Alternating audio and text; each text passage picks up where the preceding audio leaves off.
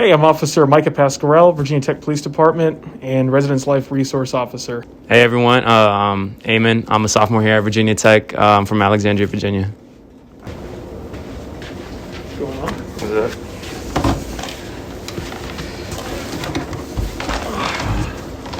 What are your thoughts on Blue Lives Matter? To be honest, I feel like that movement started as like a counter to Black Lives Matter. You know what I mean? And I feel like people were almost taking Black Lives Matter and saying, well, Black lives aren't the only thing that matter. Blue lives matter too. And I understand that. Like, of course, nobody's saying blue lives don't matter, but it's only saying Black lives matter because like they weren't mattering before and like people were getting hurt and all these things that were going on as general knowledge. So I feel like, yes, blue lives do. I don't want to say blue lives do matter. I want to say Black lives matter because that's what's supposed to be said. But obviously, like, everyone cares about, like, I care. I'm stuttering a little bit, my bad. You're actually making a lot of sense. Yeah. So what I'm trying to say is that, of course, like, everyone's life matters, but you can't start a movement called Blue Lives Matter to counter something that actually some light needs to be shed upon. That's my opinion on that. Well put. So I don't know the specific origins of Blue Lives Matter. However, to your point, I remember having a conversation with a friend who did not like leaving it at Black Lives Matter. And by the way, they absolutely do. They have to. Black Lives Matter. That being said, you know, they were speaking to how it sounded discriminatory, how it seemed unfair, right? Oh, why are we only talking about Black lives when all lives matter? You know, we should say all lives matter or blue lives matter, right? What about the police? What about, you know, and the way that I framed it, and I've heard it framed from other people, is if you're at the dinner table, okay, and I know every metaphor has breakdowns, so just bear with me, please. Give me some grace. If you're at the dinner table and you've got a bunch of kids at the table, and let's say Bill does not feel loved. He does not feel like he is a member of the family the way the other siblings are. For whatever reason, right? He does not feel like his life matters, right? He might turn to his mother, father, parental figure and say, "Do you love me?" A good, loving parent would look at that child, Bill, and say, "Bill, I love you. Everyone loves Bill." Right? A parent would not say, "Bill, why are you asking if we love you? I love everybody. Let's end a conversation." Bill won't feel loved. Bill is not going to feel like anybody actually cares about him, right? We have to say Black Lives Matter because there is a perception, right or wrong, there is a strong perception right now that a lot of people don't care about Black lives, or at least historically in this country, people have not cared about people of color. And so it's very important to be able to say Black Lives Matter and to let the room just stay with that. That's my opinion. What's your overall consensus towards police? I mean, I'm just going to be very blunt with you. Police make me very uncomfortable because I feel like I've only seen bad encounters. I've only had, like, my friends have only had bad encounters with the police. And my friends are not always right all the time. But I just think the approach of the police sometimes is just not it. Because I'm saying this because, like, it's a difference between doing your job and making people feel safe and comfortable. You know, like, you can execute what you're supposed to be doing as an officer and people can still feel uncomfortable around you. Like, you can still be doing your job. But my consensus is due to, like, the things that have occurred in the past. Not just necessarily to me, but the things I've seen on social media, the things that have happened to my friends, the whole Black Lives Matter movement, all the things that have been happening around me just kind of make me a little bit uncomfortable. Like, even coming into this room today, I was like, oh, you know what I mean? Like, I don't know, but, you know, you're a cool dude. Like, it's all good. I appreciate that. I think what I would say is, you know, it's difficult being part, like, we've said this before many times, like in my profession, you know, if we don't have the support of the community, we cannot do our job effectively, right? Period. So we if we're not community policing oriented in some sense, it's inevitable that there's going to be conflict, if not worse. That being said, it is difficult. I mean, when I was growing up, I grew up in Southwest Virginia, not in this area, and I had a fear of the police in the sense that, you know, I didn't want to do anything that might upset or anger them. And it didn't mean necessarily when I saw a police officer that I was filled with fear or dread. And I'm certainly not trying to put myself in your shoes or anybody else's shoes. I'm speaking to my own personal experience.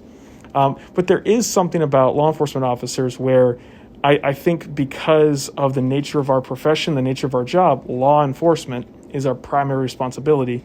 There's always that concern. This is the person who is kind of drawing the line. This is the person who is going to hold someone accountable.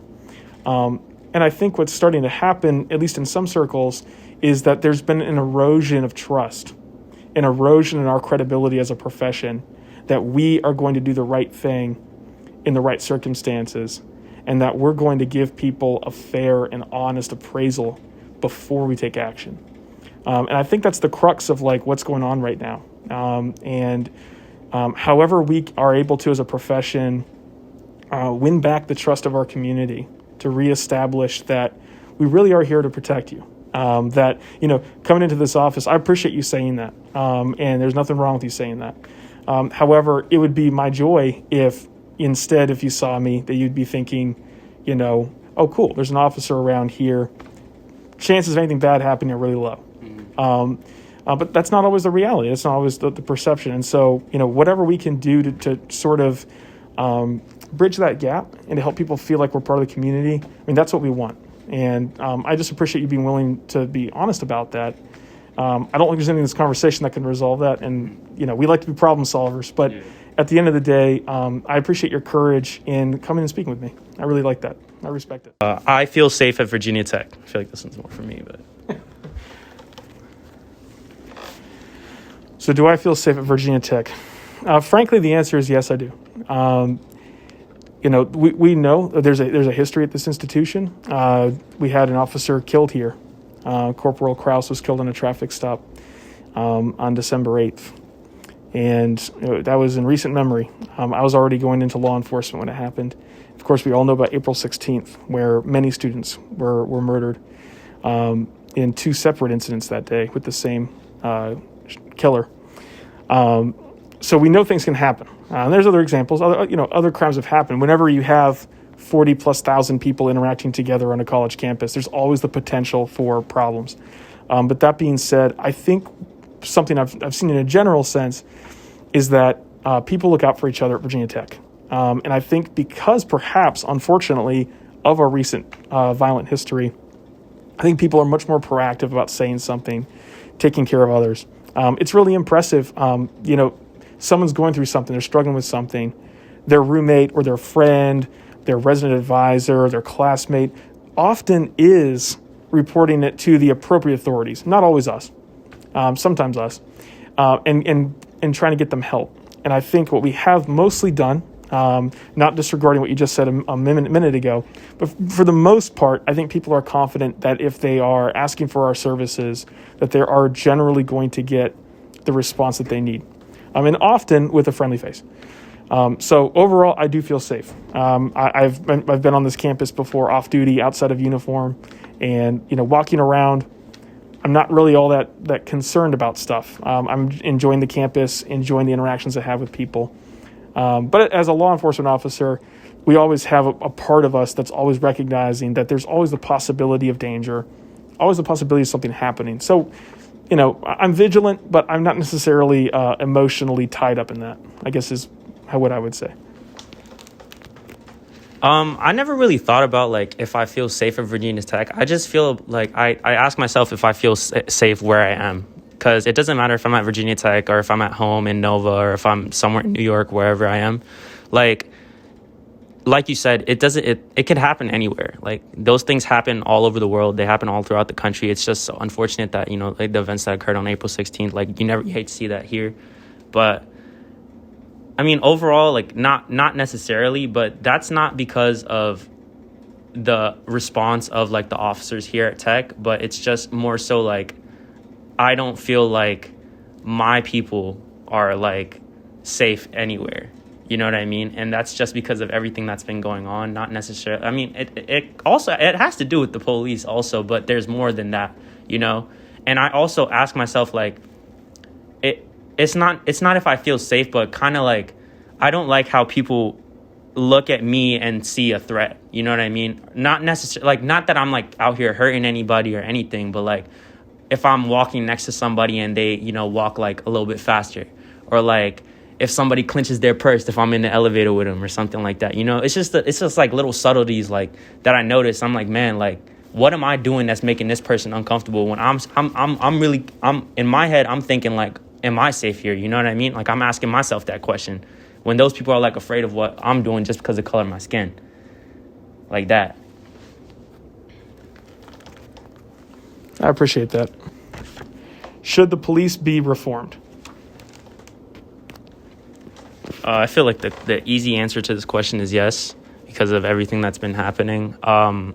Obviously, I don't speak for every single officer, but, you know, from what I've been presented with, and, you know, I'm not just saying this because Twitter is saying this. I'm saying this because I've seen, you know, video footage of like things that are happening throughout the United States where it's just unjust. And I just feel like the police are not doing what the police are supposed to be doing. And I also don't think that the standard is the same for people of color and, you know, white people. I hate to say it like that, but that's just really what it is. We can say that, especially like with what happened at the Capitol. Like, I'm 100% certain, had that been a black person who was sitting in Nancy Pelosi's office with his feet kicked up, he would have been a dead man. That would have been it. Like, that was the most alarming thing to me. And that's when I realized, like, okay, like, maybe this isn't the solution, you know? And obviously that's you know, I don't take that with a grain of salt because I can't speak for everything that's, you know, going on. And that's just what's happening over there. You know, I'm telling, like I said earlier in the interview, like, I've met, you know, great officers. Like, you're a great officer. Like, I'm not saying that just to say that in a video. Like, you're a great officer. You're doing your job. But I think overall, like, yeah, I think they should start to look at that a little bit. Not completely, like, you know, defund, take away all the police. Because at the end of the day, the police are, you know, in hindsight, the people who are trying to keep us safe. And like I said earlier a little bit, that there are a few anomalies to these situations, which are like everything that's been happening. And it's unfortunate that there's a trend to these anomalies. But, you know, overall, I feel like most officers go into that field because they really are concerned with the safety of other people. And they really just want to enforce those laws. And like you said, I feel like people overlook the fact that, you know, your job is a bit intimidating. You know, you doing your job to the best of your ability might make some people unhappy, and that's just the unfortunate reality of the situation. But I just feel like for people to do it well, I think that they should look at that a little bit. Oh, very well put. So should the police be reformed? I think with the right people who have the right knowledge, and you know, something I think is really important is, like, you'll go to some communities and you speak to people, you do anonymous surveys, and actually people are very happy with their police department. Other places, clearly, there are some major problems, major perception issues at minimum, but often blatant issues, you know, blatant problems that need to be addressed. And so, you know, should the police be reformed? My answer would basically, you know, it's a yes or no question. What I basically would say is, with the right people, with the right solutions, the right mindset, I think that as a profession, we would welcome reforms that would allow us to do our job better. And frankly, you know, there's nothing wrong with us being held accountable. I mean, we're taught that when we go to the police academy, when we're in field training, we're told, you know, if you mess up, it's going to be you. You know, whether or not that actually plays out, that's a different conversation, right? Well, it's this conversation. But that's what we're told. We're told we're being held to a high standard. I teach a class about ethics and integrity at the local training academy here for new recruits. And I explain to them that we are held to ideals. And it doesn't matter what our personal viewpoint is of that, you know, whether or not we think that's fair. That's just reality. The public expects the best from us. And so that is what we must do. And so, you know, if someone has an idea, and I've heard some good ones, if someone has an idea that's going to help us do our job better, hold officers accountable, right? But do right by them as well. We don't want to lose a good officer who's in a bad situation, and we don't want to keep a bad officer who's only been in good situations, right? So the answer could be a yes on that. Some departments desperately need certain reforms. Our department is constantly looking both at the local conversation, but also the national conversation. And our chief talked about this a lot with us over the summer. He spoke to how a lot of elements that folks have been pushing for on a national level, things that they're asking for, we already do. Some of it's law, some of it is policy. But I can't speak to an agency in a different state, right? I can't speak to an agency that I've never visited. And we both know that stuff on paper is not always necessarily what actually happens in the field, right? And so, like I said, if there's something that's going to build confidence in the community, that I am there to protect them and serve them, right? I'm all for it. The only concern that I have is things actually, and honestly, I think overall things are actually trending in a good direction right now. But I think that when we're angry, anger can be good to mobilize. Anger can be good to get us up off the couch. Anger is not when we're thinking at our best. Anger is not when we're our most empathetic. Typically, for me, if I'm angry, I'm not empathetic. And so for me, it's how do we take the folks who really want to reform the police? They may or may not even have righteous anger, right? How do we get to a situation where the right people with the right mindset can start to do the work that needs to be done in the right places? And maybe that's every place, maybe not. But that's kind of my thought, I guess. And also, like, there's not necessarily any, like, kind of adding on to what you're saying, like, there's really nothing wrong with, like, reforming the police, because the harsh reality of everything that's been happening is that it's been happening. You know what I mean? Like, there's really nothing wrong with, like, taking strides in a better direction to, like you said, like, strengthen the bond between the community and the officers. You know what I mean? Because at the end of the day, like, you guys want us to feel safe, and we want to feel safe by you, like, protected by you guys. So I feel like reformation really isn't that bad of a thing. It doesn't necessarily mean like, oh, eliminate all police officers forever or get rid of everybody. You know what I mean? Like, oh, we can handle ourselves, like we can stand for ourselves. It's not saying that. It's just saying, like, let's put the people who really want to do this job and do it for everyone, regardless of skin color, regardless of background, regardless of, anything. Like, they really just want the better of the people. Let's have those people doing that job instead of people who, have bias or, like, only do the job when it comes to people who look like them. You know what I mean? The last thing I want to ask you guys is, do you think that by having this conversation here today that you were able to close that gap just a little bit, and now you have, like, more knowledge of the other perspective?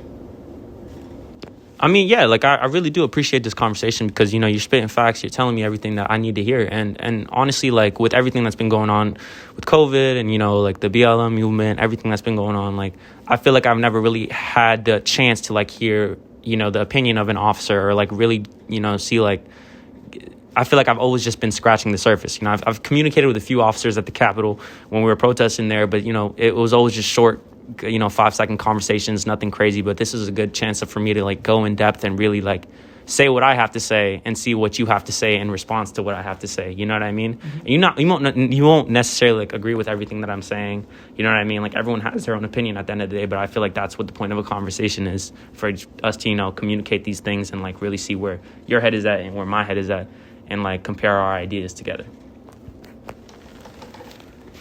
No, I really appreciate you. No, definitely. I heard recently there was a very famous interviewer, Larry King. I think Larry King passed away just a few days ago. And he said, when I'm talking, I'm not learning. So yeah, I've learned today. I so appreciate people's opinions on these issues. I think to me sometimes what even means more to me is, like, you're unarmed, I'm armed, I'm wearing body armor, right? This is my job. You're a student. You didn't have to be here. You didn't have to do this. It speaks to your courage, and it speaks to your willingness and openness to engage with other people.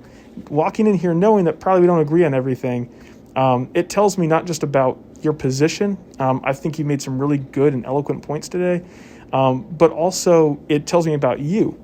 And I really believe very strongly that, in one sense, we have to always be looking at the big picture, right? We have to be looking at the broad strokes because we need to be looking for these trends and these issues because they do affect us. They do filter down and affect us. On the same token, though, I believe that the way that we're going to fix these problems and bridge the gaps that we need to bridge, right? Do the reforming we might need to do, right? It's going to come down to relationships between actual people that actually can speak with each other and communicate. And so this was just very valuable to me. And it always, I think, helps when you meet a person. You know, some of the things you've said I've heard before, but maybe I've heard them, you know, in a forum with all capital letters, right? From someone who's really angry, really frustrated. It's so much easier to hear someone and to see their heart when you're just speaking to each other. And I really cherish this time and just really appreciate you being willing to have this conversation with me. It means a lot.